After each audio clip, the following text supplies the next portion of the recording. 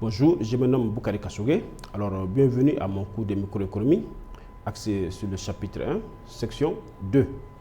Alors, dernièrement, nous avons vu la question de l'utilité, mais cette fois-ci, nous allons voir la question des courbes d'indifférence. Soit, donc, un consommateur qui se situe dans un environnement ou dans un ensemble, à savoir ici dans la délimitation, nous avons délimité donc, par un repère orthogonal, à savoir Y, E, X, qui représente donc des quantités de biens du panier. Donc, ce consommateur a la capacité de faire, d'opérer des choix en fonction des biens disponibles, des quantités de biens illimitées disponibles dans les paniers X et des quantités de biens disponibles dans les paniers Y. Alors, il combine ces choix de biens, soit des quantités de biens pour parvenir à une combinaison au point A.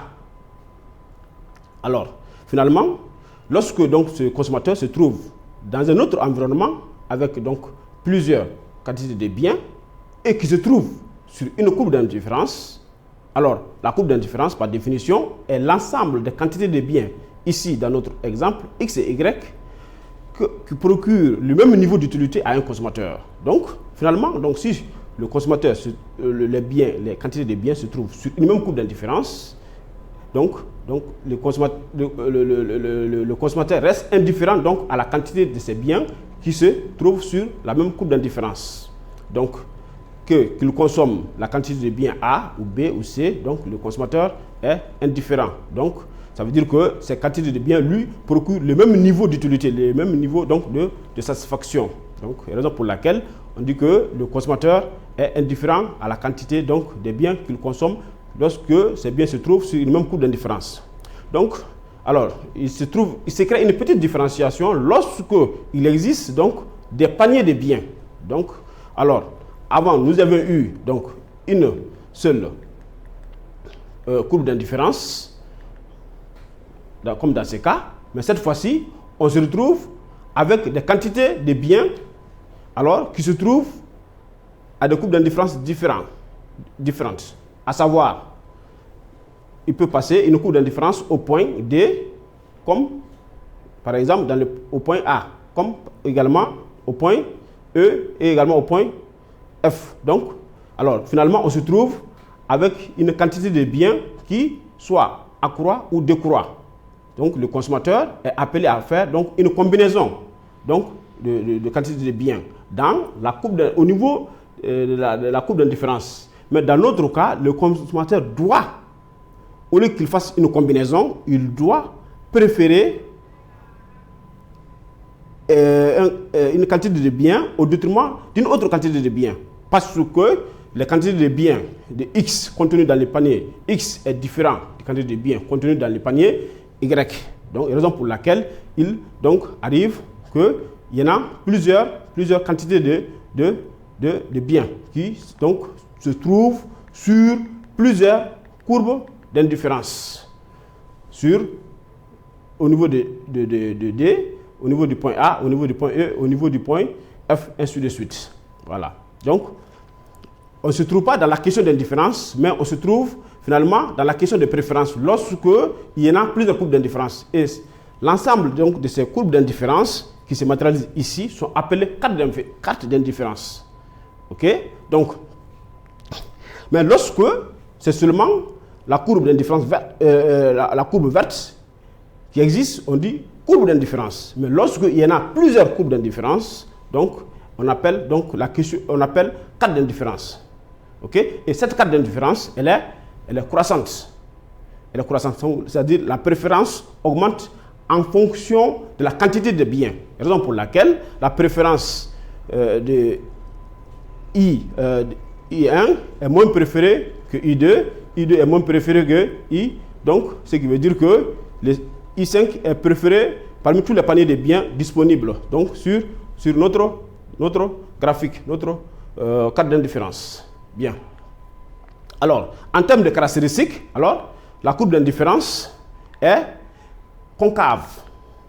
Voilà comment elle se matérialise. Elle est concave, ça veut dire qu'elle regarde vers le haut. Et elle ne se coupe jamais. Lorsque deux courbes d'indifférence se coupent, ça veut dire que ce n'est pas bon. Elle ne se coupe jamais.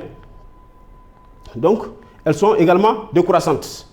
Elles sont également décroissantes. Ça veut dire qu'elles quittent de l'axe des ordonnées vers l'axe des abscisses. Donc, il y a 3 caractéristiques à retenir. Donc, par rapport à cette question, la courbe d'indifférence, elle est décroissante, elle est concave et elle ne se coupe jamais.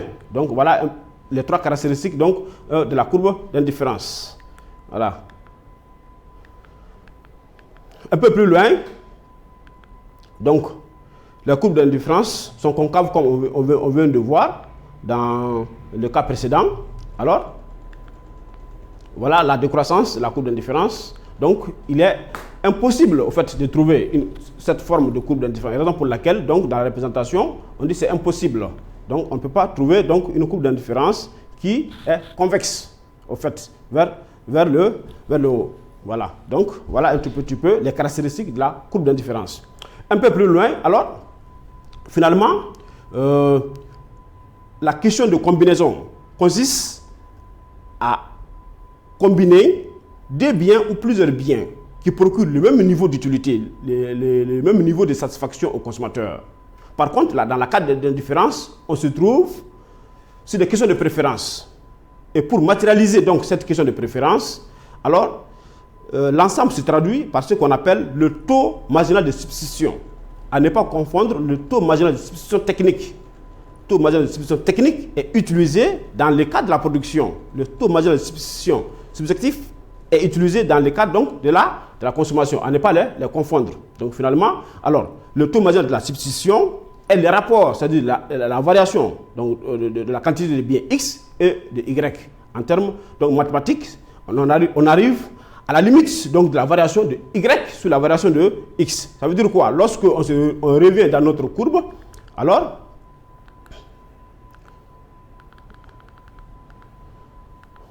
lorsqu'on va un peu plus loin, elle consiste donc à mesurer la variation donc de X, la variation de X sur la variation de Y. OK? Bien. Voilà. Donc, qu'est-ce qui varie ici dans notre cas? Alors, on constate que la variation de Y par rapport à la variation donc, de la quantité de biens disponibles de B se matérialise par la variation de la quantité de biens Y sur la variation de la quantité donc, du bien X. Donc, raison pour laquelle la formule est la suivante. En termes mathématiques, c'est la variation. Maintenant, en termes économiques, donc, c'est l'opposé de la variation. Ce qui veut dire que taux marginal de substitution est égal à moins donc, la dérivée donc, de la quantité de biens Y sur la dérivée de la quantité de biens X. Donc, qui doit être forcément supérieur à 0. Donc, voilà. Donc automatiquement, la variation, le taux marginal de substitution matérialise la variation. Donc, c'est le rapport de la variation. Ça veut dire quoi? De manière pratique et de manière réelle. Alors, lorsque l'individu, souhaiterait consommer une quantité de biens X, une très grande quantité de biens X, donc, il est obligé de réduire la quantité de consommation du bien Y qui est à ce niveau. Donc, vice-versa, de manière inversée, s'il souhaite consommer une quantité de biens, une grande quantité de biens Y, il doit également diminuer donc la quantité de la consommation donc, du bien X. Ce qui veut dire quoi? Donc, le consommateur est appelé à laisser une quantité de biens X au détriment d'une quantité de biens Y. Ça veut dire quoi? Peut-être, par exemple, un consommateur pourrait souhaiter avoir un vélo ou une voiture. Alors, s'il se trouve que ce consommateur dispose d'un revenu, donc, alors, il est obligé de réduire la consommation donc, de sa bicyclette, du vélo, pour acquérir une plus grande consommation donc, du bien de voiture.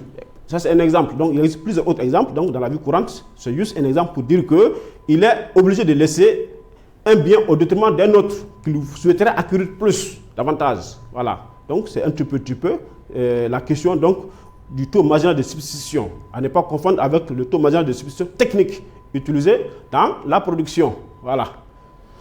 Bien, finalement, alors, on arrive au postulat de au postulat donc, de décroissance du taux marginal de substitution. On l'a vu, les caractéristiques.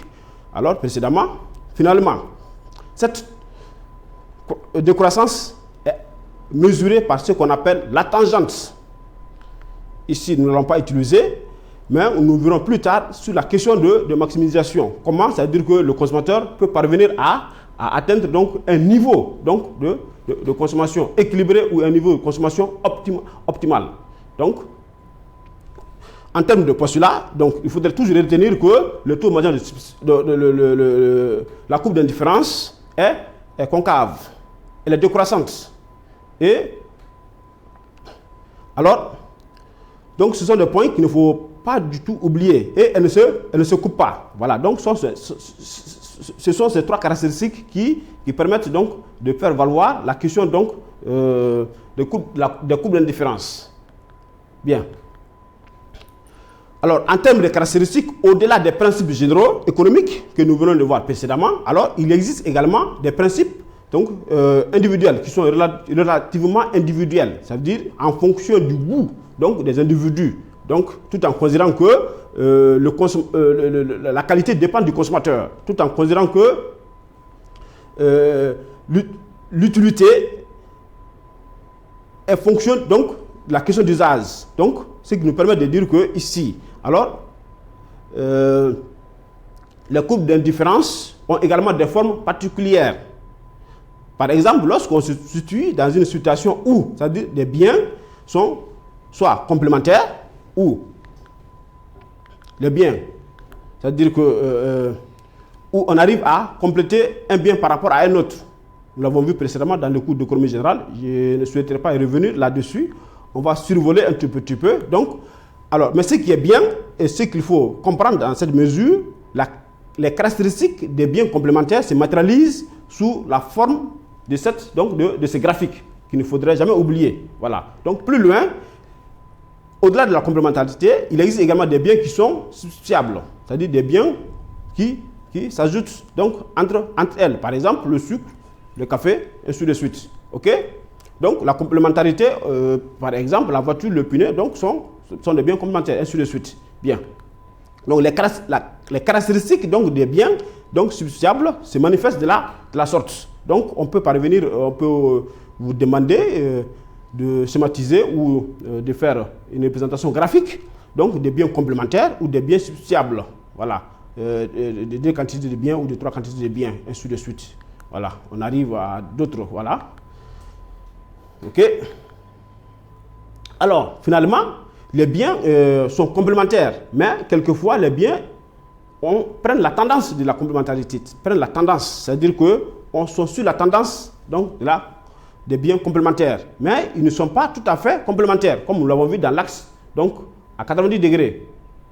Vous voyez un peu ici la forme, nous avons donc l'axe des ordonnées perpendiculaires, mais une courbe à partir donc de l'axe des abscisses. Donc, ce qui fait que, donc, quand vous retrouvez ces formes de courbes, il faudrait dire que, oui, ce sont des biens qui sont sur la tendance d'être complémentaires, mais ne sont pas tout à fait, parfaitement complémentaires.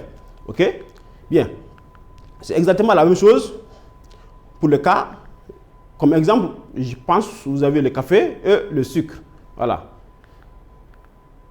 Dans l'autre cas, des biens qui sont également sur la tendance, donc, à être substituables. On peut dire qu'ils sont susceptibles d'être remplacés soit par le sucre ou donc le sucre de betterave ou de canne, ainsi de suite. Et la forme, elle est ainsi. Donc, ça veut dire que dès que vous percevez, ça ne coupe pas. Ça ne va pas. C'est-à-dire vous n'avez pas une droite qui coupe l'axe des abscisses vers l'axe des ordonnées, mais vous avez une tendance. C'est-à-dire que sous forme de courbe, ce qui permet de dire que les biens sont ici substituables. Voilà, un tout petit peu. Bien, donc ce sont des goûts tout à fait personnels, purement relatifs. Donc, au-delà, en fait, je dis bien au-delà des principes généraux économiques que nous avons vus, au-delà également des lois marginales que nous avons donc vues. Donc finalement, de manière personnelle, il existe des biens qu'on souhaiterait avoir au détriment d'un autre bien qu'on ne souhaiterait pas avoir. Ici, lorsque l'individu se dit, écoutez, je ne voudrais pas ça. Donc, ce qui veut dire ici, dans notre cas, dans ce graphique, le bien X n'est pas du tout désiré. Donc, ce qui veut dire que le consommateur ne veut seulement que le bien Y. Ça veut dire quoi? Soit ça veut dire que vous préférez les fruits au détriment du sucre, ou encore du café, ou voilà, ainsi de suite. Donc, alors, c'est la forme, en fait. Ce qui est intéressant, c'est la forme. Comment reconnaître que le bien est non désiré? Quand on vous demande de représenter, comment reconnaître que le bien est non désiré? Lorsque le bien n'est pas désiré, alors c'est un tout petit peu. Donc, ce qui voudrait ici dire que c'est seulement les biens Y qui sont désirés. Donc, X est écarté. Donc, vous pouvez faire des simulations, des exemples entre vous pour trouver comment, donc, pour dire que oui, je préfère la mathématique que la chimie que la mathématique, et ainsi de suite. Donc, ça, ce sont des biens donc, qui sont non désirés. Il se trouve également l'autre côté, sur l'axe des abscisses, lorsque les biens sont désirés, c'est-à-dire que c'est la quantité de biens qui sont désirés, donc, la droite quitte de l'axe des abscisses vers donc l'ordonnée parallèle à l'axe des ordonnées, donc parallèle à Y. Donc ça, ce sont des goûts donc vraiment personnels donc du consommateur. Donc, comme nous l'avons vu, voilà. Alors, on arrive également, par exemple, tout en ayant des biens culturels et des biens alcoolisés. Comment se passe la situation? Ici, dans notre cas, nous avons la tendance du consommateur, c'est-à-dire qui quitte l'axe donc des ordonnées vers l'axe donc des abscisses. Ce qui veut dire le consommateur se trouve dans la tendance à aimer plus les biens culturels que les biens alcoolisés. Donc ce qui veut dire c'est un intellectuel atteint d'ulcère, par exemple. Ça veut dire que